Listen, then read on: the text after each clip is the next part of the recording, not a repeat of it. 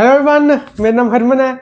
आज हम ट्रजागी की वन डायमेंशनल कंसोलिडेशन थ्योरी को आगे बढ़ाते हुए ट्रजागीज वन डायमेंशनल कंसोलिडेशन इक्वेशन पढ़ेंगे। पर इस इक्वेशन को पढ़ने से पहले इस इक्वेशन का एक पार्ट जो कि del u by del t है उसको मैं क्लियर करना चाहता हूं। ये del u by del t क्या है जो हम उस इक्वेशन में यूज करते हैं, किसमें?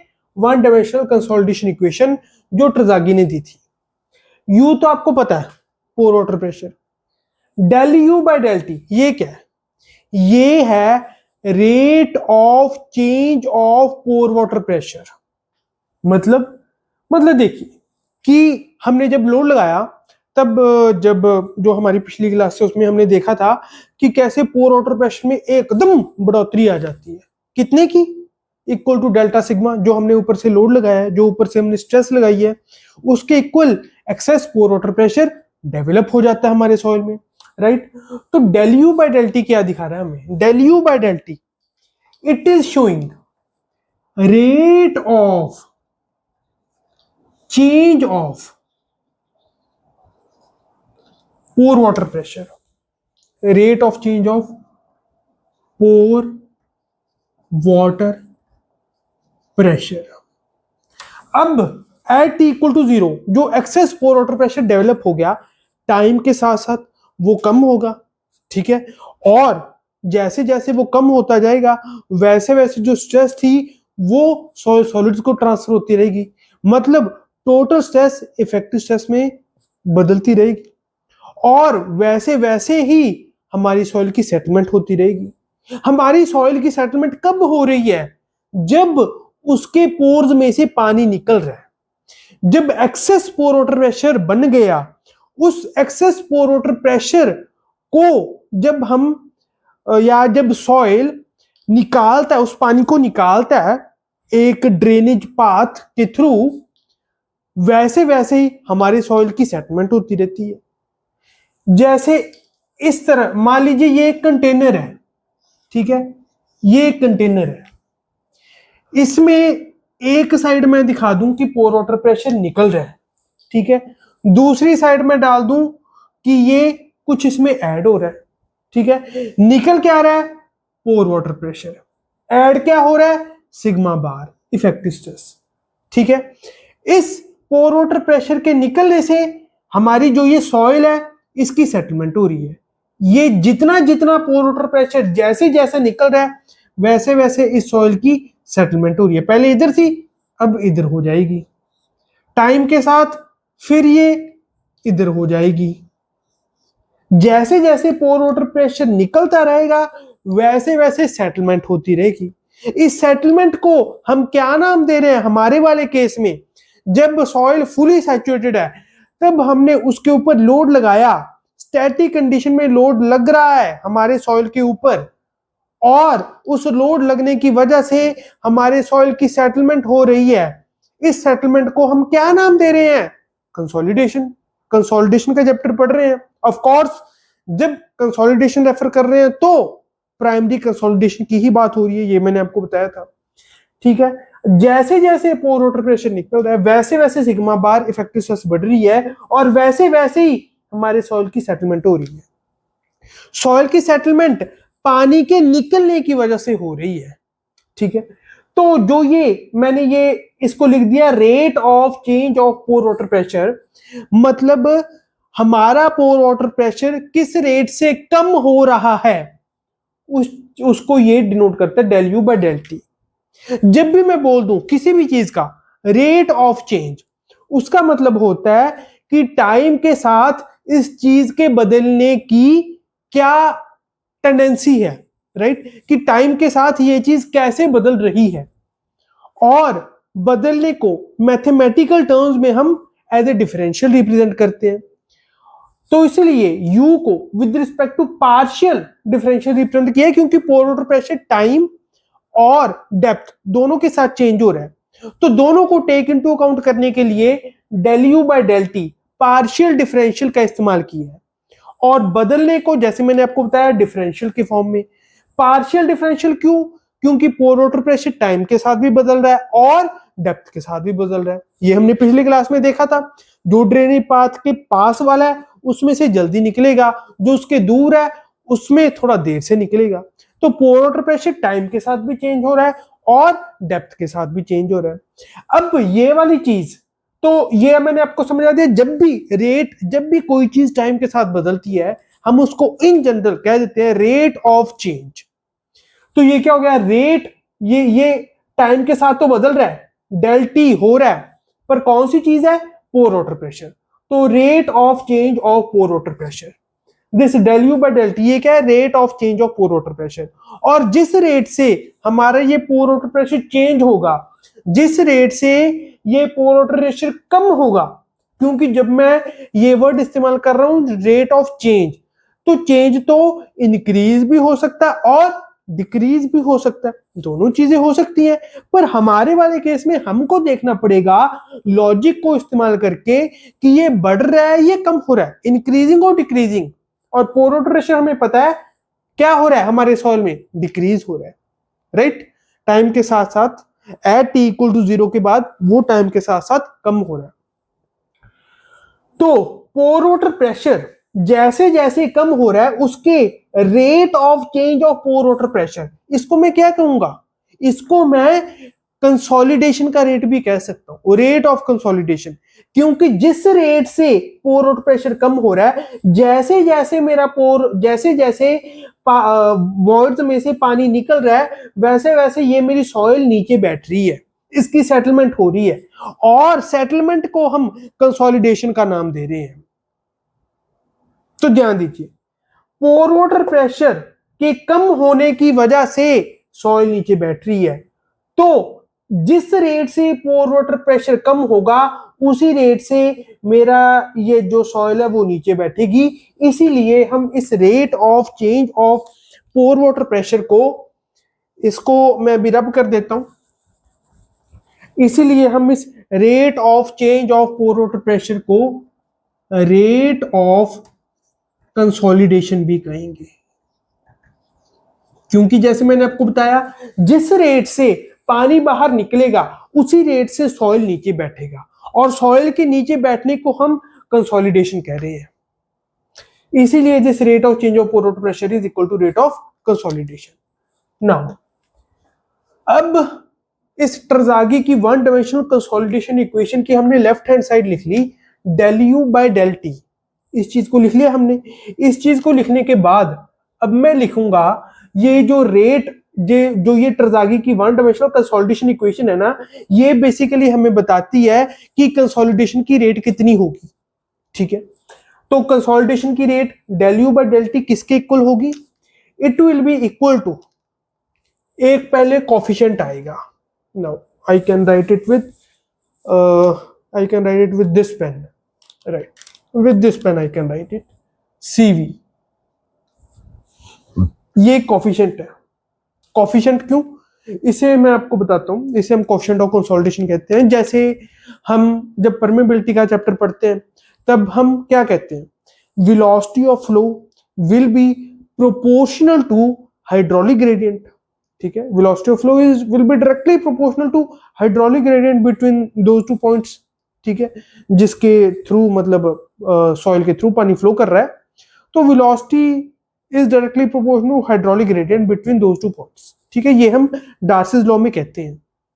अब जब हम ये कहते हैं तो V directly proportional to I, जब हम ये लिखते हैं V is directly proportional to I, तब इस डायरेक्टली प्रोपोर्शनल वाले साइन को हटाने के लिए हम एक जो कांस्टेंट होता है उसका इस्तेमाल करते हैं।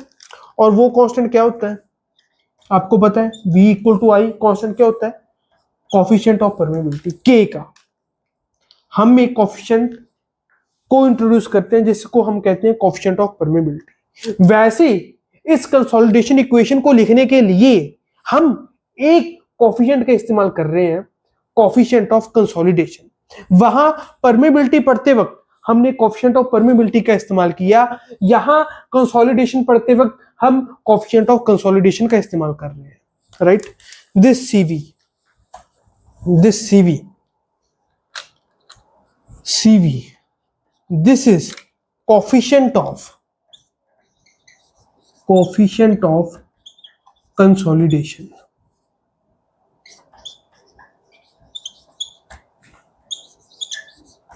This is coefficient of consolidation CV, right? अब ये भी लिख दिया, ये भी लिख दिया. नाउ लास्ट टर्म, एक आखिरी टर्म रहेगी. This is equal to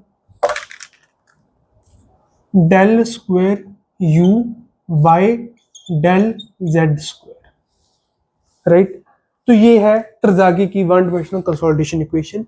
del u by del t equal to c v into del square u by del z square. ये del square u by del z square क्या है? Mathematical के term में अगर मैं आपको बताऊं, ये है rate of, this is second derivative of change of pore water pressure with respect to depth, right? This is second derivative of pore water pressure with respect to depth, del square u by del z square. ठीक है, तो ये एक simple ट्रजागी की one dimensional consolidation equation है. इसको आपको ध्यान रखना है that del u by del t equal to c v into del square u by del z square, कि पोर वाटर प्रेशर का second, this is second derivative, second order differential है ये, del square u by del z square. ये आप maths में पढ़ते हो, right? तो ये एक ट्रजागी की वन डायमेंशनल कंसोलिडेशन इक्वेशन आती है, इसको आपको ध्यान में रखना है. अब ये तो सिंपल मैथमेटिकल टर्म्स में ही है, इसकी एक डेरिवेशन भी होती है, पर वो डेरिवेशन हमारे इंपॉर्टेंट नहीं है. कि ये फाइनली जो रिजल्ट आता है, जो ट्रजागी ने अपनी थ्योरी दी, उसके बेसिस पे हम एक डेरिवेशन करते हैं, और उस डेरिवेशन का ये रिजल्ट आता है that del u by del t equal to c v into del square u by del z square. This del square u by del z square मैंने आपको बता दिया, this is second derivative of pore water pressure with respect to depth of soil. ठीक है, अब इस Terzaghi की one dimensional consolidation equation के बेस पे जब हम ग्राफ प्लॉट करते हैं, जब हम वेरिएशन देखते हैं पोर वाटर प्रेशर का with respect to depth at different times, तो वो कैसा बनता है वो हम अभी देखते हैं. देखिए, ये अभी ऑफ कोर्स ट्रजागी की वन डायमेंशनल कंसोलिडेशन इक्वेशन ही चल रही है, तो मैं जो ऊपर वाला है उसको अभी मिटा रहा हूं. ठीक है, तो ये आपको बाय डिफॉल्ट मान के चलना कि अब जो भी हम कर रहे हैं ये ट्रजागी की वन डायमेंशनल कंसोलिडेशन इक्वेशन के हिसाब से ही कर रहे हैं, राइट? जो भी अभी मैं ग्राफ बनाऊंगा. तो पहला हम केस ले लेते हैं, फर्स्ट केस ये हम ले लेते हैं कि ऊपर वाली जो लेयर है दैट इज परमिएबल. ठीक है, ये मान लीजिए सैंड है, दिस इज सैंड, और जो नीचे वाली नीचे वाली लेयर है दैट इज, मान लीजिए या तो बहुत ही एक इम्परवियस क्ले हो सकती है ये, right? It can be a very very impervious clay और रॉक. ठीक है, पर कहने का ये मतलब है कि दिस लेयर इज इम्परवियस, कि इस साइड से पानी निकल नहीं सकता, impervious, this is impervious layer. अब जब हमने ट्रजागी की स्प्रिंग एनालॉजी की थी, तब मैंने आपको बताया कि था कि उस एक्सपेरिमेंट में ट्रजागी ने जो नीचे वाली साइड थी वहां पे वॉल फिट किया हुआ था, तो उस केस में जो ड्रेनेज पाथ था वो नीचे की साइड अवेलेबल था. अब मैं आपको जो कराने वाला हूं उसमें ड्रेनेज पाथ ऊपर की साइड अवेलेबल है. फिर मैं आपको वो वाला केस भी कराऊंगा जब ड्रेनेज पाथ नीचे की साइड पे अवेलेबल हो और ऊपर वाली लेयर इम्परवियस हो. फिर मैं आपको तीसरा केस कराऊंगा जब ऊपर भी ड्रेनेज पाथ हो, नीचे भी ड्रेनेज पाथ अवेलेबल हो. पर स्टेप बाय स्टेप मैं सब कुछ कराऊंगा ताकि आप सब कुछ आपको एक फ्लो की तरह लगे, ऐसे एकदम से आपको कोई शॉक ना लगे, राइट? तो ऊपर वाली जो लेयर है दैट इज सैंड, नीचे वाली इज इम्परवियस. इम्परवियस रॉक भी हो सकता है, या एक बहुत ही कम परमेबिलिटी वाली क्ले हो सकती है कि जिसमें से पानी के पास होने की टेंडेंसी अप्रोक्सीमेटली नील के बराबर है. ठीक है, और यहाँ पे तो हमारी जो नॉर्मल क्ले है वो है ही, राइट? This is clay. ठीक है, नाउ दिस जो ये डेप्थ है, depth this thickness of soil, this is let's say h naught, this z is h naught, depth of our this compressible layer, right? जो ये z equal to h naught है, इसको हम कहेंगे, this will be told as depth of या thickness of, depth की जगह thickness is a better word, इसको हम कहेंगे thickness of compressible layer. Thickness of compressible layer, कि जो लेयर एक्चुअली कंप्रेस हो रही है, जिसकी हमको कंसोलिडेशन देखनी है। कंप्रेस मतलब दब जाना, कंप्रेस एक जनरल इंग्लिश वर्ड है जिसका मतलब होता है दब जाना। तो थिकनेस ऑफ कंप्रेसिबल लेयर मतलब वो लेयर जो दब रही है। दब क्यों रही है? कंसोलिडेशन हो रही है, इसकी वजह से वो दब रही है। ठीक है, अब हमने ऊपर से लोड लगाया, उसकी वजह से जो एक साइड पे ड्रेनेज पाथ अवेलेबल है, उसकी वजह से इसकी कंसोलिडेशन होगी, मतलब ये दबेगी।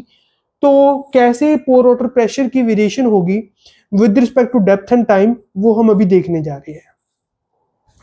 Now here I can plot. अब इसमें मैं पोर वाटर प्रेशर को बनाऊंगा, राइट।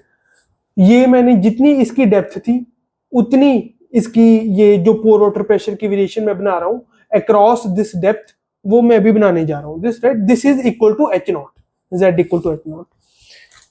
अब जो ये वाली साइड है, इस वाली साइड को मैं लेके चल रहा हूं u equal to zero, u equal to zero. जो ये वाली लाइन है, this particular line, this is representing u equal to 0. This line, this vertical line is representing u equal to 0. अब ध्यान दीजिए, जब मैं u equal to 0 लिख रहा हूं तब ये एक्सेस पोर वाटर प्रेशर की बात हो रही है। अब बारी बारी डेल्टा यू लिखने की बजाय मैं सीधा लिख रहा हूं u, राइट। अब यहां पे इस डायग्राम में मैं जब भी u की बात करूंगा तब आपको ऑफ कोर्स बाय डिफॉल्ट मान के चलना है कि एक्सेस पोर वाटर प्रेशर की बात हो रही है। तो चलिए मैं डेल्टा यू लिख देता हूं, यहाँ पे डेल्टा यू लिख देता हूं। ओके, डेल्टा यू लिख देता हूं, आप कंफ्यूज ना हो। ठीक है, क्योंकि पोर वाटर प्रेशर जीरो नहीं होगा, access pore water pressure zero होगा। पर अगर पेपर में ऐसी कोई डायग्राम आ जाए और उसमें u इक्वल टू जीरो लिखा हो, तो आपको ये समझ आना कि एक्सेस पोर वाटर प्रेशर की बात हो रही है। ठीक है, now here delta u equal to zero इस साइड पे, और इस साइड पे जो ये वाली साइड है, here delta u is equal to excess pore water pressure जो है, this is equal to u i. जो शुरुआत में excess pore water pressure develop हुआ था, किसके इक्वल था वो? ये हमने ऑलरेडी डिस्कस किया हुआ था। Delta u equal to delta u i लिख देता हूं मैं यहाँ पे, राइट, ताकि आप पोर वाटर प्रेशर में कंफ्यूज ना हो जाए कि कहीं ये ओवरऑल पोर वाटर प्रेशर की तो बात नहीं ना हो रही। तो मैं ये लिख देता हूं delta u equal to delta u i. और ये मैंने आपको बताया था पिछले क्लास में, हमने कवर ये किया ही था कि शुरुआत में यू आई मतलब इनिशियल, कि initially at t equal to zero जो ये डेल्टा यू आई होता है that is equal to delta sigma, जो हमने ऊपर से लोड लगाया उसके इक्वल होता है। ठीक है, अब अब मैं बनाने जा रहा हूं isochrone of pore water pressure. Isochrone मैंने आपको बताया था that at same time pore water pressure को ज्वाइन करती हुई एक लाइन या कर्व, उसको हम आइसोक्रोन का नाम देते हैं। कि मतलब अगर मैं 1 बजे कह रहा हूं तो 1 बजे ही ये लाइन की वेरिएशन मैं देख रहा हूं विद रिस्पेक्ट टू डेप्थ। अगर मैं 2 बजे का आइसोक्रोन बना रहा हूं तो 2 बजे ही मेरी पोर वाटर प्रेशर की विद रिस्पेक्ट टू डेप्थ क्या वेरिएशन है, उसको मैं कहूंगा दैट दिस एट 2 PM या एट 2 AM 2 PM जो भी मेरी पोर वाटर प्रेशर की विद रिस्पेक्ट टू डेप्थ ये वेरिएशन है। हमने पिछली क्लास में जब स्प्रिंग एनालॉजी की थी तब पीजोमीटर्स के थ्रू हमने आइसोक्रोन्स बनाए थे। अब डायरेक्टली इसमें जो हमने इक्वेशन ट्रजागी की लिखी है उसके बेसिस पे जो आइसोक्रोन्स बनते हैं उसको हम बनाने जा रहे हैं with respect to depth, directly हम उनको बनाने जा रहे हैं।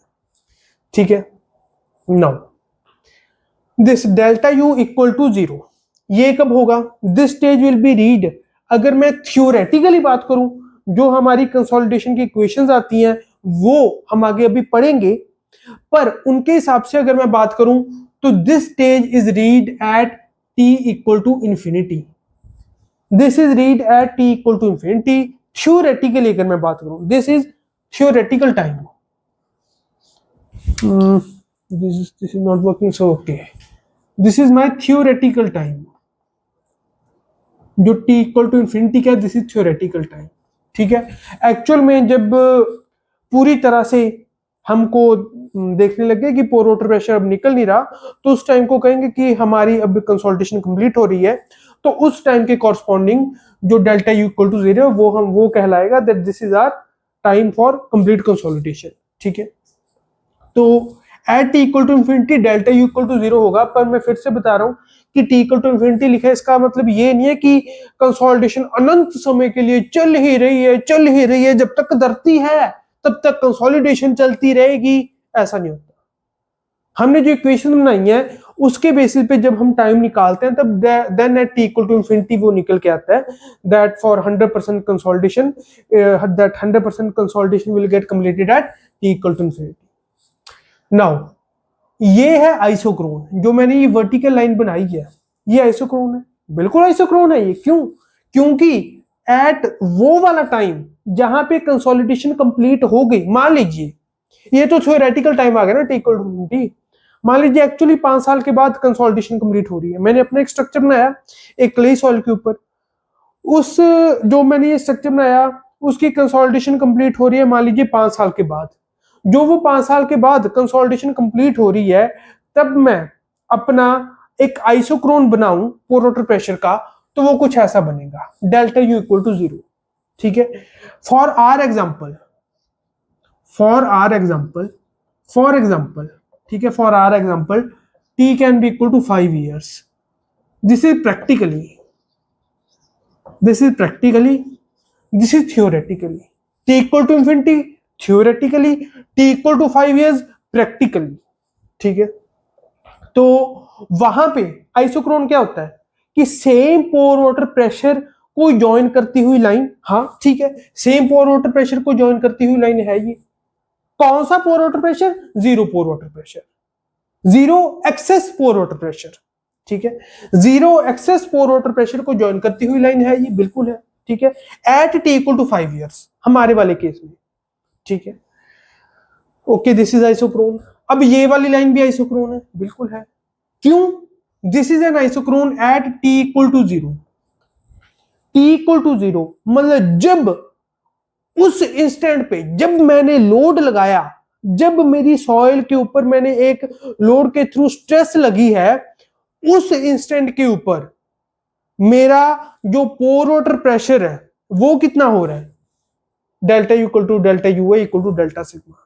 हाँ, ये भी एक आइसोक्रोन है क्योंकि ये वाली लाइन भी सेम पोर वाटर प्रेशर को ज्वाइन करती हुई एक लाइन है at particular instant of time.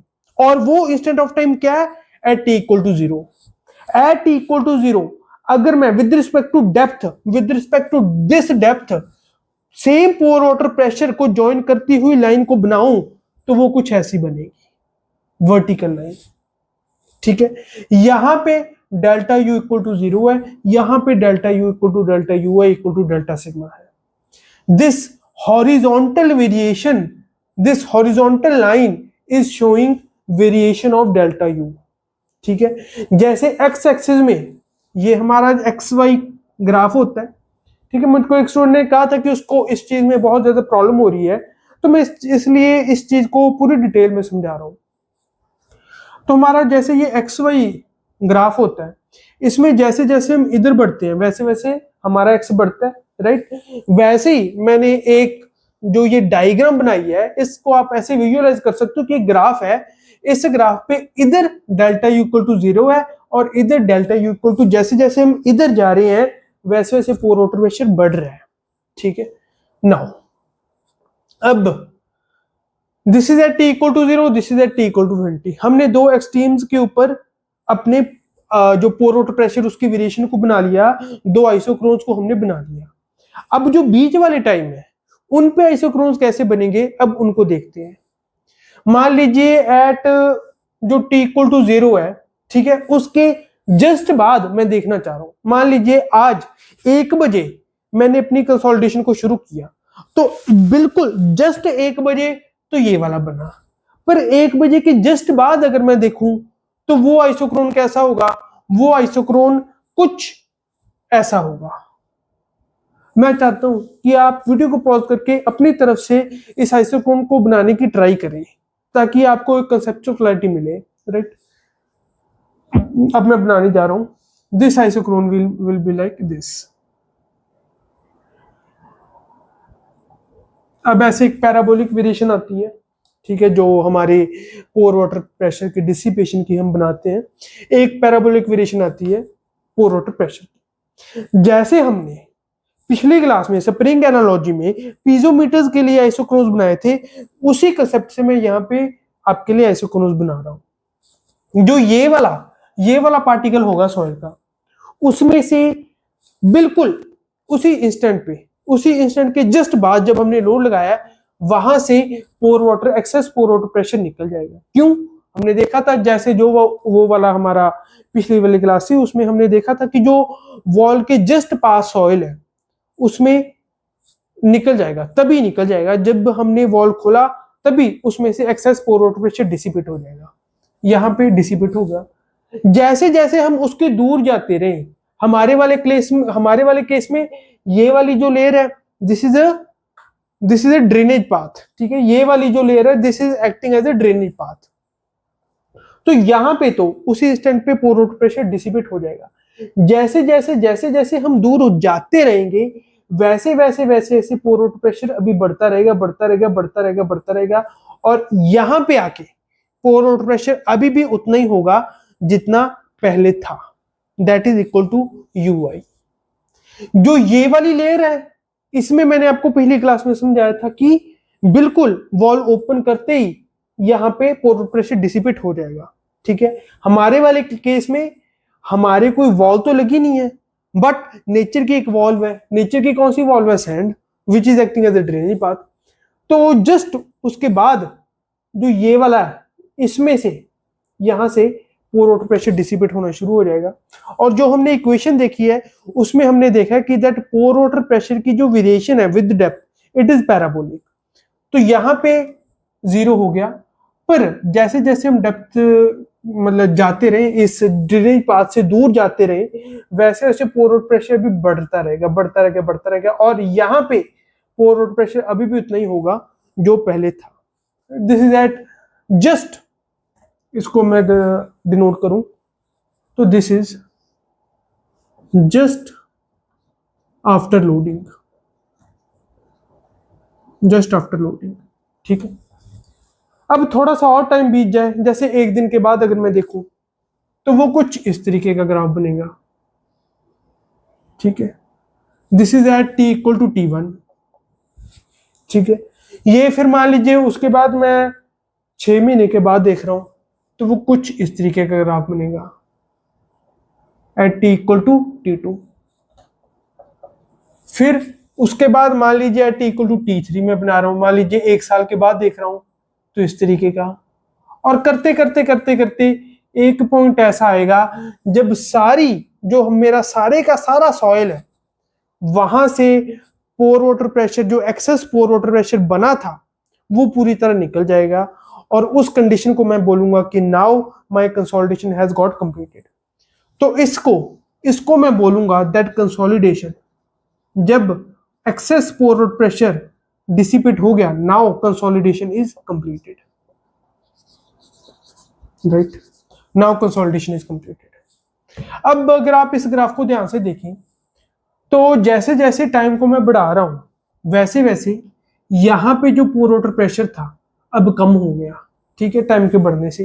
एक एक पर्टिकुलर डेप्थ को उठा लिया मैंने, मान लीजिए इस पर्टिकुलर डेप्थ को उठा लिया मैंने, ठीक है। इस पर्टिकुलर डेप्थ को उठा लिया, कोई भी डेप्थ उठा सकता था मैं, इस डेप्थ को उठा लिया मैंने, ठीक है, रैंडम, इसके बीच में कोई भी डेप्थ को मैंने उठा लिया। तब टाइम के साथ साथ पहले यहां था पोर वाटर प्रेशर, इतना था।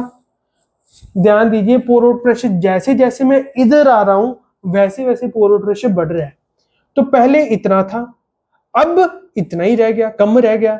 फिर उसके कुछ टाइम बाद फिर इतना रह गया, उसके कुछ टाइम बाद इतना रह गया, और फिर एक स्टेज आई जब ये pore water pressure, excess pore water pressure 0 हो गया, देन इट इज हियर। उस कंडीशन को मैं बोल रहा हूं that my consolidation has got completed, ठीक है।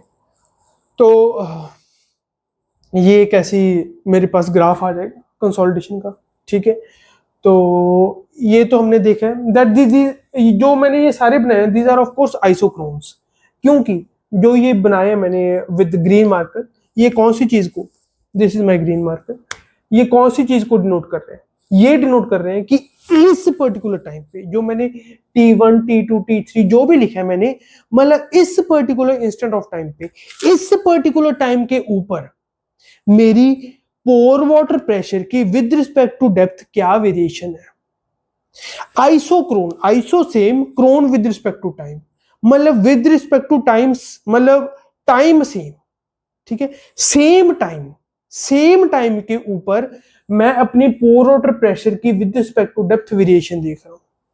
सो this is my isochrone for single drainage where drainage is present at the upper most layer, ठीक है।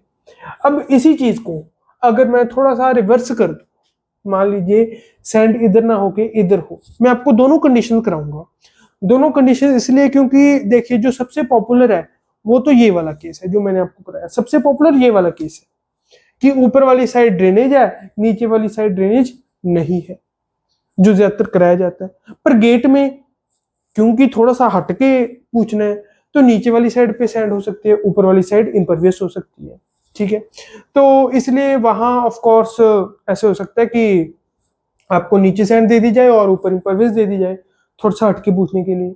पर मेरा जो ऑब्जेक्टिव है वो सिर्फ ये नहीं है कि गेट की वो वाली साइड को मैं कवर करूं, मैं आपको उसके बाद एक ऐसा केस कराऊंगा जहां पे दोनों साइड्स पे ड्रेनेज पाथ अवेलेबल है। तो उस चीज को मैं बहुत ही आसानी से समझा दूंगा अगर मैंने आपको दो अलग अलग केसेस से ये समझाया हो, ठीक है, कि कैसे पोर वाटर प्रेशर की वेरिएशन होगी विद रिस्पेक्ट टू डेप्थ। पहली जब ऊपर ड्रेनेज पाथ है, सेकंड केस जब नीचे वाली साइड ड्रेनेज पाथ अवेलेबल है। अब इस केस में जब नीचे की तरफ सैंड है और ऊपर की तरफ एक इम्परवियस लेयर है, मतलब नीचे की तरफ एक ड्रेनेज लेयर अवेलेबल है और ऊपर की तरफ एक इम्परवियस लेयर अवेलेबल है, उस तो ये बस एक जस्ट एक रिवर्स है जो हमने पिछले केस का किया था, उन रिवर्स हुआ यहाँ पे। तो इसमें क्या हुआ कि इसमें delta u with this marker I can write delta u equal to 0। ये वाली आपको मैंने बताया था कि जो ये वाली वर्टिकल लाइन है, this particular vertical line is showing delta u equal to 0 and this will be theoretically अगर हम देखें तो टी इक्वल टू इन्फिनिटी के ऊपर होगी, राइट। और जो ये वाली लाइन है this is at t equal to 0, delta u equal to delta u i equal to delta sigma. ये मैंने आपको बताया ही था कि जो ये वाला लाइन है this is representing isochrone of pore water pressure at t equal to 0। This line is also showing same pore water pressure but at t equal to 0, और वो सेम पोर वाटर प्रेशर क्या है, this is equal to delta u i, जो excess pore water pressure है that is equal to delta u i equal to delta sigma, ठीक है। अब time के साथ जैसे कि हमने पिछले वाले केस में किया था कि जस्ट मान लीजिए 1 बजे मैं लोड लगा रहा हूं, तो 1 बजे के जस्ट बाद अगर मैं देखूं तो जो ये वाला इधर पार्टिकल है यहां से पानी डिसिपेट हो जाएगा, मतलब यहां पे जो ये वाली लेयर है इस पे एक्सेस पोर वाटर प्रेशर 0 हो जाएगा। 0 कौन सी चीज दिखा रही है, ये वाला पॉइंट इधर, और जो ये वाला पॉइंट है जो इम्परवियस लेयर के पास है वहां पे एक्सेस पोर वाटर प्रेशर उतना ही होगा जितना पहले था, वो है ये वाला, ठीक है। अब इन दोनों को मैंने ज्वाइन करना है इन्हें पैराबोलिक में, तो वो कुछ इस तरीके का होगा, लाइक इन दिस वे। बस जो हमने पिछले वाला केस किया उसके अब हमको एक मिरर इमेज लेनी है, राइट। तो ये कुछ ऐसा वेरिएशन आ जाएगा। अब उसके बाद हम करने लगे कि मान लीजिए टी इक्वल टू T1 पे मैं देख रहा हूं, दिस इज जस्ट जो मैंने अभी ये वाला बनाया है, ये वाला this is just after loading, just after loading मुझे कुछ ऐसा आइसोक्रोन देखने को मिलेगा। अब टाइम बीत गया, टाइम बीतने पे कुछ ऐसा मिलेगा कि जो ये वाला था इस पे अब कम होना शुरू हो गया, जो इम्परवियस लेयर के पास वाला था अब वहां पे भी पोर वाटर प्रेशर कम होना शुरू हो गया, जो बीच वाले थे उन पे जो कम हुआ था उससे थोड़ा और कम हो गया। This is at t equal to T1, at t equal to T2 अगर मैं बनाऊं तो कुछ ऐसा, एट T3 कुछ ऐसा, और फिर at t equal to infinity theoretically अगर मैं बात करूं, और एक्चुअली प्रैक्टिकली अगर मैं बात करूं तो जब कंसोलिडेशन कंप्लीट हो गई तो ये वाली एक वर्टिकल लाइन मेरे को एज एन आइसोक्रोन मिलेगी, ठीक है, ये वाली, this is also an isochrone but at t equal to infinity. तो टोटल मैंने यहां पे total there are 4 isochrones, 1 2 no 4 isochrones which are parabolic and 2 isochrones which are vertical. So total there are 6 isochrones, 1 2 3 4 5 6, 4 are parabolical, 1 2 3 4 and 2 are straight lines vertical, these are okay. So total there are 6 isochrones in this figure. अब मैंने ये वाला case भी cover कर लिया, ठीक है। इस केस को तो हमने जल्दी इसलिए कवर कर लिया क्योंकि पिछले वाले केस में हमने बहुत ही डिटेल में डिस्कस कर लिया था, तो ये वाला केस हमने जल्दी जल्दी कवर कर लिया, ठीक है, क्योंकि उसके जैसा ही केस था, बस थोड़ा उल्टा हुआ और कुछ नहीं। नाउ द थिंग इज कि क्या हो कि अगर ऊपर की साइड भी डिसेंड हो, मतलब एक ड्रेनिंग पाथ अवेलेबल हो, नीचे की साइड भी एक ड्रेनिंग पाथ अवेलेबल हो मेरे पास, तो उस केस में क्या होगा? उस केस में और कुछ नहीं, जो हमने अभी दो अलग अलग केस किए हैं उन दोनों को कंबाइन करना है। अभी जो हमने लेटेस्ट वाला केस किया है उसमें कैसा है, उसमें सैंड नीचे की साइड अवेलेबल है, तो मेरे को कुछ ऐसा ग्राफ देखने को मिला है, राइट, कि इधर पोर वाटर प्रेशर जो था वो फुल था जितना स्टार्टिंग में था, अगर मैं जस्ट आफ्टर लोडिंग बात करूं, और यहाँ पे पोर वाटर प्रेशर पूरी तरह डिसिपेट हो गया था क्योंकि यहाँ पे सैंड थी, यहाँ पे सैंड थी, ठीक है। और ऊपर वाले केस में भी नाउ अब मैं इसको थोड़ा डिफरेंशिएट कर रहा हूं, हालांकि इसका जो मैं डिटेल्ड पोर वाटर प्रेशर की जो डायग्राम है, डिटेल्ड आइसोक्रोन्स, वो मैं अभी इसको रब करके बनाऊंगा, पर अभी जस्ट आपको एक आइडिया दे रहा हूं। तो इसका जो भी हमने लेटेस्ट केस किया, नीचे सैंड थी, तो कुछ इस तरीके का ग्राफ बना। जो हमने पिछला वाला केस किया था उसमें अगर आपको याद है देन वेल एंड गुड, अगर नहीं याद तो आप पीछे रिवाइंड करके देख सकते हो कि कुछ ऐसा ग्राफ था, कुछ समवॉट लाइक दिस, कुछ ऐसा ग्राफ था, राइट। तो मैं इधर रेड पेन से इसको थोड़ा डिफरेंशिएट कर देता हूं। हियर इज माय सैंड, ठीक है, here is my sand available. अब ऊपर की साइड मेरे पास सैंड अवेलेबल है, तो मेरा कुछ ऐसा ग्राफ बना, ठीक है। पिछले वाला जो मेरा बना था कुछ ऐसा बना था, अब ये वाला तो आपके सामने है ही, वो कुछ ऐसा बना, ठीक है। अब जब दोनों साइड पे ड्रेनेज पाथ मेरे पास अवेलेबल है तो उन दोनों को मेरे को कंबाइन करना है। इन दोनों को जब मैं कंबाइन करूंगा तो कुछ ऐसी शेप आएगी आइसोक्रोन की, ठीक है।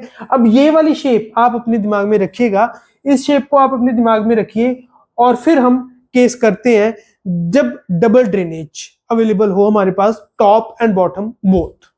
अब जो हमारे ये डबल ड्रेनेज का केस है, जैसे हमने अभी डिस्कस किया कि जो ऊपर की जो अभी हमने दो ग्राफ बनाए थे उनको सुपर इम्पोज करना है। जब ऊपर भी हमारे पास एक ड्रेनेज लेयर अवेलेबल है, नीचे की साइड भी एक ड्रेनेज लेयर हमारे पास अवेलेबल है, तो जो ये बीच वाला पार्टिकल होगा ना, यहां पे जस्ट आफ्टर लोडिंग अगर मैं बात करूं तो यहां पे at this particular point excess pore water pressure will be equal to delta u i, अगर मैं जस्ट आफ्टर लोडिंग बात करूं। तो बस जो हमने दो ग्राफ बनाए हैं उनको सुपर इंपोज करना है हमने, we have to just superimpose these two graphs, तो ये कुछ ऐसा ग्राफ बन जाएगा, ठीक है। This is just after loading, just after loading, just after loading कुछ ऐसा ग्राफ है। और बिल्कुल शुरू में अगर मैं बात करूं तो जैसे हमने बाकी दो केसेस में किया था, सो बिल्कुल अगर t इक्वल टू 0 में बात करूं तो this will be my isochrone, this one, this vertical line will be my isochrone, ठीक है। ये वर्टिकल लाइन है, ये बनाने में मेरे से थोड़ी सी ऐसी टेढ़ी होगी, but this is a vertical line, right. Delta u equal to delta u i equal to delta sigma, ठीक है। This is my isochrone at t equal to 0, ठीक है। This is just after loading and this is my isochrone delta u equal to 0 वाला, this is my isochrone at t equal to infinity, अगर theoretically बात की जाए तो।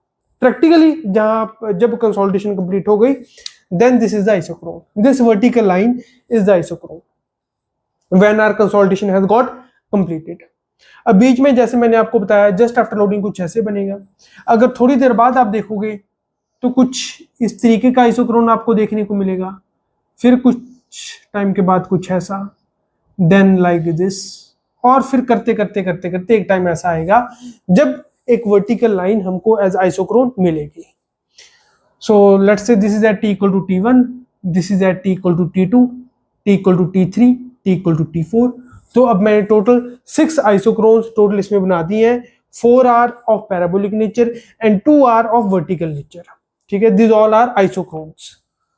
तो यहां बस हमने और कुछ नहीं किया, जो हमने दो पहले वाले केस पढ़े हैं उनको सुपर इम्पोज किए। जो ये वाला पार्टिकल है इसको चलने में अभी जो भी मतलब दूरी लगेगी, this will be half of compressible layer.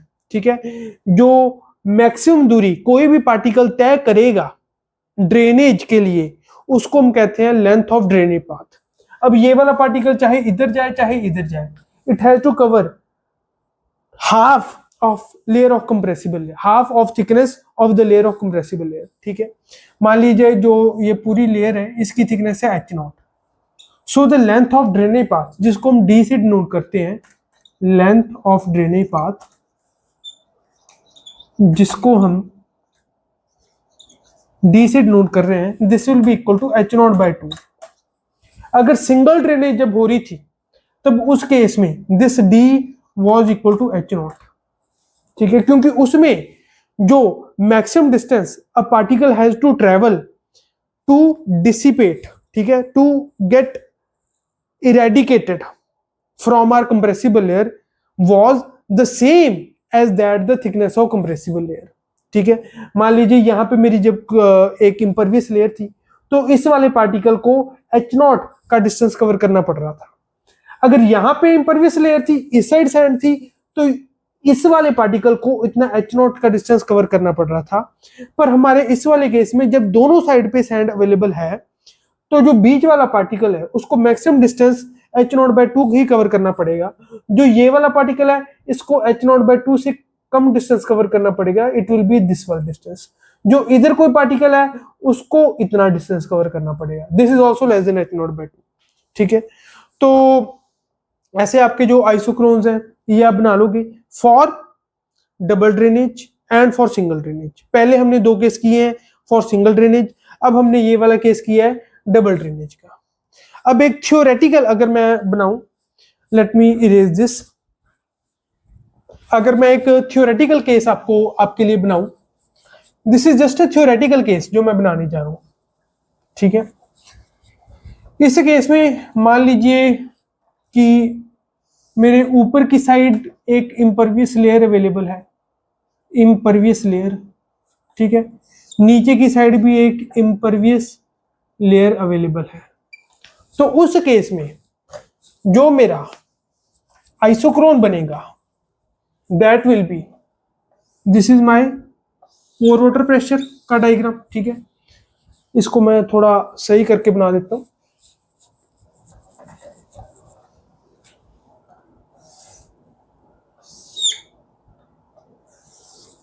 ना ये वाला लाइन जैसे कि रिप्रेजेंट कर रही होती है, this is representing ui equal to 0 and delta ui equal to 0। This is representing delta u equal to 0 rather, and this is representing delta u equal to delta ui equal to delta sigma. अब इस case में जब दोनों side impervious layer available है तो यहां जो भी, this is of course theoretical case कि दोनों साइड इम्परवियस लेयर अवेलेबल है, तो पानी को जो भी यहाँ पे पोर वाटर प्रेशर बन जाएगा, एक्सेस पोर वाटर प्रेशर बन जाएगा, उसको निकलने के लिए ना तो इधर जगह ना इधर जगह है। अगर मैं बात करूं हमारे ट्रजागी के केस में, तो मान लीजिए वॉल किसी साइड ना होता, ठीक है, तो उस अगर मैं इस वाले केस को ट्रजागी के टर्म में बात करूं, ट्रजागी की जो हमने स्प्रिंग एनालॉजी बात की थी, तो उस केस में ये होगा कि स्प्रिंग की वॉल है ही नहीं, एक क्लोज सिलेंडर है,